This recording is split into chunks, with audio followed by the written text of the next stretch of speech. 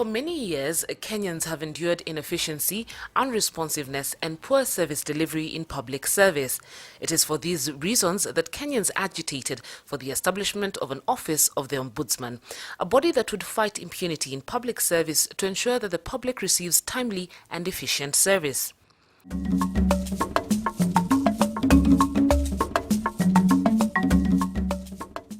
For instance, take the case of Monaisha, not her real name, who incurred significant losses after her car was irregularly detained for 9 months at a police station following an accident. When we filed our case with the Ombudsman, they told us we give them 2 weeks to verify the authenticity of the documents which they had requested. And in truth, after 2 weeks, we got the first copy of the letter which they had written to the police station, to the OCS and the county commissioner in regards to the issue, raising an issue about that car, and the letter copied to us. After the OCS received the letter, the OCS started calling us, telling us the vehicle was released to the insurance and the insurance towed the wreck out of the police station. William Wathuta Motero, a law student, on the other hand, was readmitted into a public university following the Ombudsman intervention on a case of wrongful expulsion. I got discontinued at some point last year in January. In the process of me thinking about how I'm going to convince the university to get me back, I was told about the office of the Ombudsman by a friend of mine, and that's when I took the stand to go and visit them.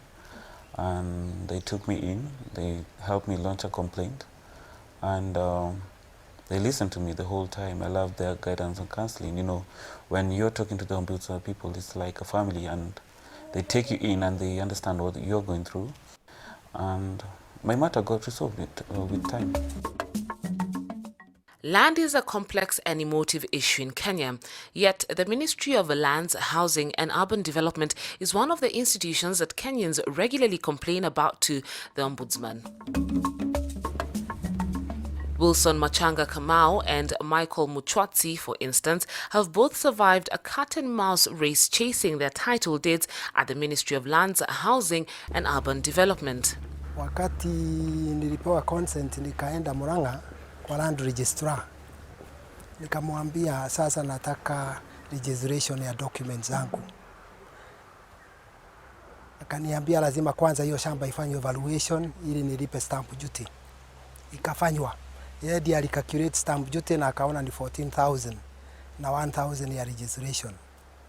Nikaenda nikalipa, nikamletea makaratasi. Akaandika kwa hiyo formu rejected, land is cautioned. Mimi nikafanya search ya pili. Kufanya search ya pili nayo ikatoka hakuna caution. Sasa vile nilifanya, nilimwandikia barua. Nikamwambia revisit hiyo maneno yangu kwa sababu inaonekana hakuna caution na aniambie iko tabu gani. Yeye hakujibu. Nikaandika barua Nairobi kwa cabinet secretary. Nilikuwa nimecopy hiyo barua kwa ofisi ya Ombudsman. Ombudsman aliandikia principal secretary, ndiye anaitwa permanent secretary, barua akamwambia investigate hiyo kesi. Baada ya muda usio mrefu, huyo registrar aliniambia niende Murang'a nikachukue title. Kwenda huko hakuniuliza swali yoyote, lakini mimi nilimuuliza kwa nini ulikuwa umekataa bereni ukanipotezea wakati huu wote. Akaniambia niache kumuuliza hiyo maswali. Hiyo title deed kuichukua tu ilikuwa ni story nyingine tu. Ukienda kwa surveyor ukimuuliza bwana, story za title deed ni aje, anakuambia kila kitu nisha process, enda kwa watu wa lands. Ukienda kwa watu wa lands haya wanakuambia hizo vitu hatujaona, hebu rudi kwa surveyor. Sasa nikaona tu the best thing, hebu nichukue tu another way. Sasa rafiki yangu mwingine hapo ndo akaniambia bwana, vitu kama hii ishanishika, hebu enda kwa ofisi wa administration wa commission, watu wa Ombudsman watakusaidia. Nikakuja huko nikaelezea, wakanipea form nikajaza. Within 3 weeks ikaenda the 4th week, ndio sasa title deed ikatoka, ndio hii. George Ofula, on the other hand, had his parcel of land fraudulently transferred and sold off with collusion of Ministry of Lands officials following a forgery of his death certificate. My stepmother alienda wakaungana na the district land registrar, wakasema kuwa, wakaandika kuwa pamoja na chief wakaandika kuwa nimekufa, na sasa huyu mama yangu ndiye amebaki, hakuna mtu mwenye anaweza ridhi tena shamba yangu. Sasa wakageuza kwa jina lake, wakauzia bwana mmoja ambaye anatoka Nakuru. Wakati nilienda kwa ofisi ya Ombudsman, nika present complaints zangu zote na nika present hizo documents zenye nilikuwa nazo, wakaniambia kuwa watafuatilia. Sasa ilikaa kama siku mbili, CID kutoka DCIO's office wakakuja, wakashika district land registrar, wakashika my stepmother pamoja na chief mwenye aliandika kuwa tumekufa kusudi hii shamba iende. Baada ya kama miezi 3 hivi kuenda kwa lands, district land registrar kanitolea hiyo title deed, akanionyesha, akaniambia kila kitu imerudi na akanipea stakabadhi za kuonyesha kuwa sasa shamba ni yangu. Ofisi yenye ilinisaidia kupata hii ni Ombudsman office ambaye iko Kisumu bila hata kulipa dhamana yoyote. Adan Sheikh Hassan got his parcel of land back after the Ombudsman intervened in a matter of fraudulent transfer of land to an absentee landlord in Kilifi County. I complained to 3 people. One is the Urban Council of Marekani, who are not of any assistance because they already changed the registration of the land from myself to another lady. So they said, according to us, the land is not yours. Now, I went to Kilifi County Council. They were also not of any assistance. That is how I ended up going to the Public Complaints Committee, the Ombudsman, for assistance. They wrote a letter to the council to look at the matter. So the council met and resolved that the plot actually belongs to me, and as a result, they wrote to the Commissioner of Lands. So that is when I paid now my normal outstanding rates. The plot became mine. Nitukoretwo na thina wa mugunda, muthuri wakwa ni akoretwo agicirithio ni andu makienda kumutunya mugunda, na kuma hindi iria mambiriirie kumutunya ni miaka hakuhi ta 10 mithiru. Kuma hindi iyo ambiriirie guthinio ni athiete agathie igoti-ini ria ritagwo kiria district tribunal, na agiteithio niyo agathie provincial tribunal na agituika aheo mugunda wake. Na thutha wa maundu macio mothe ni acokire makihana ta mararega, agicoka okuo ringi, ni athiete ta maita 3 mo makiregaga. Ona land registrar wa Nyeri ni aregaga kukomwa kwandika title ino. Na riu ihinda riria onire uria athumbuka muno, agithie kwa andu acio metagwo Ombudsman, na makimuteithia muno, na makiuga ni makumuteithia uhoro wa kwandikithirio mugunda wake title. No Ngai ni mwega tondu ni acokire akiheo title deed ino. Riu ndinayo.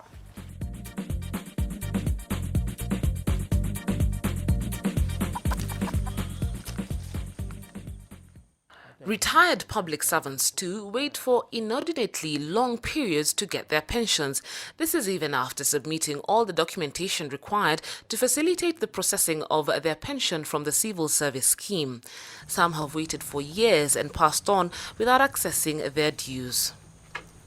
Crispus Kiamba, a former health officer at the Ministry of Health, is a lucky one. Basi ikawa ni safari moja kwa moja, unaenda unaambiwa kama miezi 3 utapata.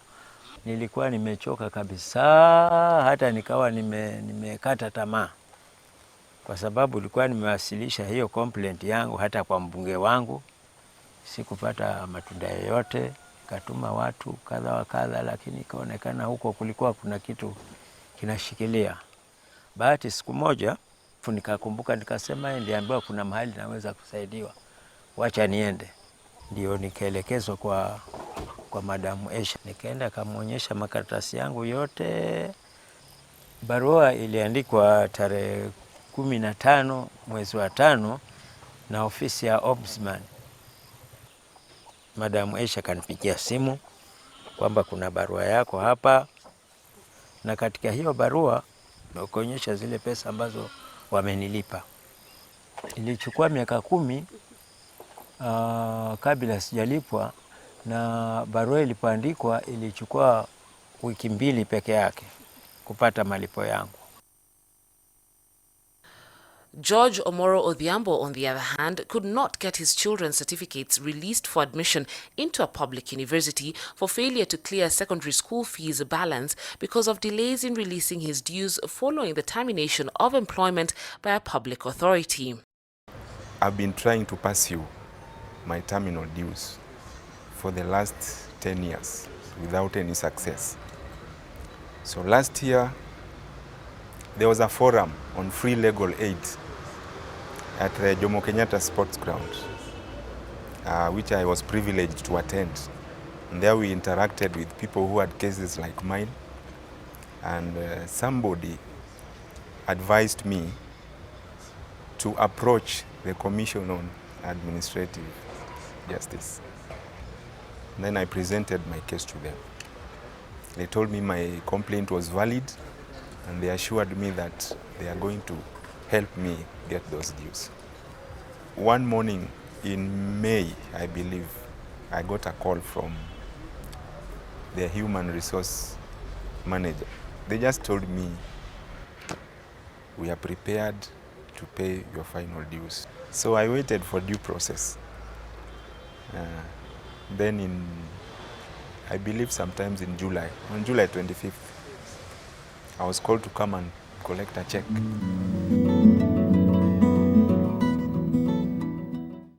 Mary Ayuma Hosea had to wait for over 10 years to access the benefits of her late daughter, who worked as a nursing officer at the Garissa District Hospital. Alafu nikaanza kutembea kutafuta pesa yake.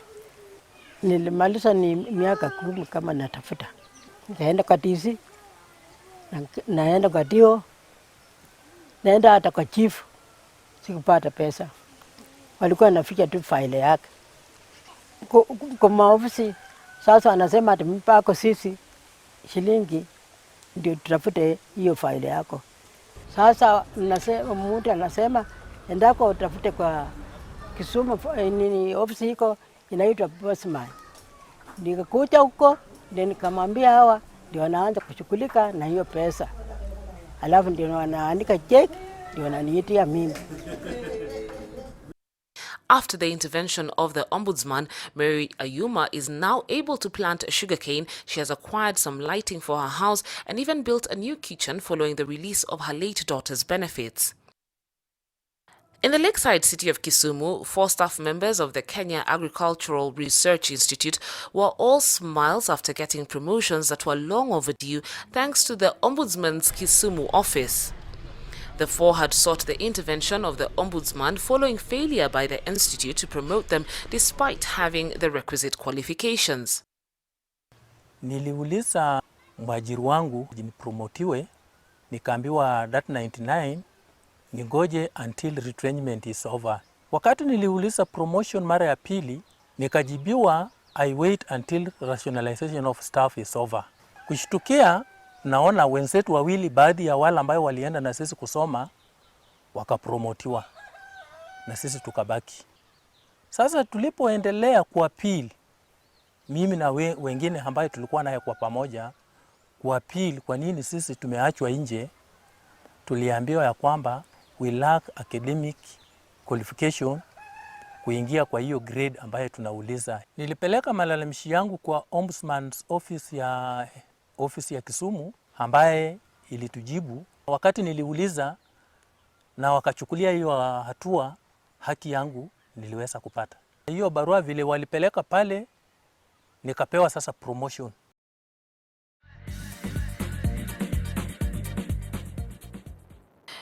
In the coastal city of Mombasa, Lucy Wawero, a lawyer, lodged a complaint with regard to a 2-year delay in the registration of her non-governmental organization, the Friends for Life Foundation, despite having supplied all the requisite documents.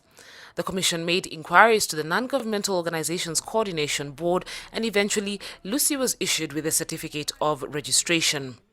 Back in 2011, we started the process of registering it. So we would prepare the forms, then we lodge them with the NGO board, yeah, for registration. Then they would always find a mistake, this or that, the signatures do not look alike. We did that for a number of, like 4 or 5 times, where we would submit the forms, they would be returned for this. Apparently, at some point, they even were asking for a bribe. That's when now I decided to lodge a complaint with the Commission on Administrative Justice. The Commission wrote a letter to the NGO board outlining my complaints. And I was also given a copy of that letter. And about 2.5 weeks later, the organization got its certificate of registration. Lawrence Ondiele also has a similar story to tell. We submitted our application some time back, and we were told that within about 3 months or 6, we should be getting our certificate. Again, it was a story. I went to that office 4 consecutive days, from morning to evening. From morning to evening. They are opening when I'm there and closing when I'm there. First, I went to anti-corruption. Then they advised me to come to Ombudsman's office. So that is how I got assisted. A conflict between a community in Rarieda, the Uyoma Water and Sanitation Project, and Kenya Power Company was on the other hand resolved through mediation by the Ombudsman. The community lodged a complaint of a disconnection of their power supply on grounds of inflated electricity bill. The bill of the electric consumption was rising very fast. It reached a time we couldn't make it at all. We had to contact the office of the Ombudsman, and they agreed that they could mediate between us and the power people. And we renegotiated how we could now pay it at a renegotiated deal or rate. And we are paying for that one. So now the Uyoma people are getting their water regularly. They are very happy with it.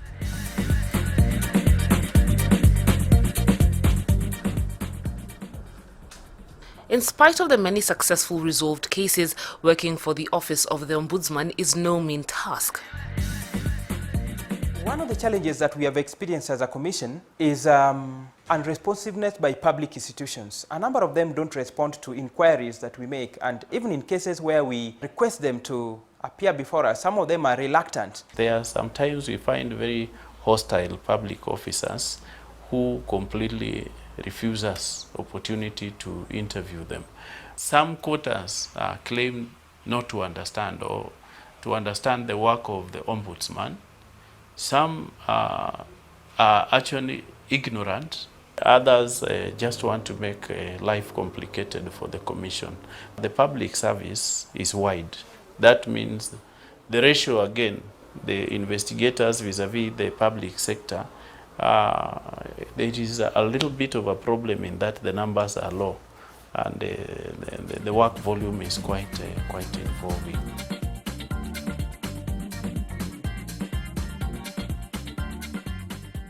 One challenge that persists is the challenge of impunity and resistance.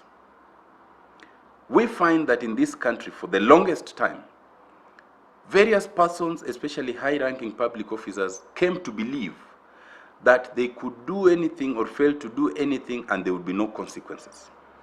We have endeavored to make sure that people understand that there's a consequence to every action or inaction.